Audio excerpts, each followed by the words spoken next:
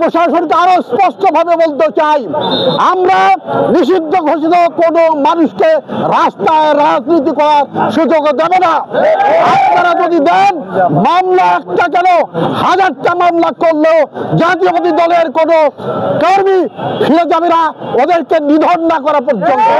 আমি আপনাদের প্রয়োজনেন সারা বাংলাদেশে এই ফ্যাসিবাদ আওয়ামী লীগ সরকারের বড় বড় নেতারা, বড় বড় এমপি মন্ত্রীরা আজকে রাতের আধারে পালিয়ে গেছে, অনেকে গ্রেপ্তার হয়েছে।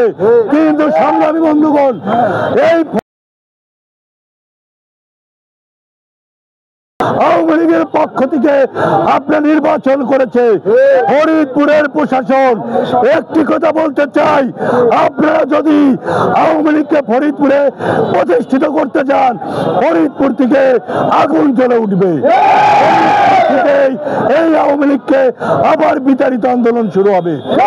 আমরা বলতে চাই, আন্দোলনের সংগ্রামের মধ্য দিয়ে আমাদের জন্ম হয়েছে।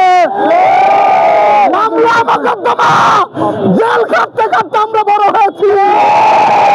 আমাদেরকে জেল জুলুমের ভয় দেখিয়ে লাভ না। বন্ধুরা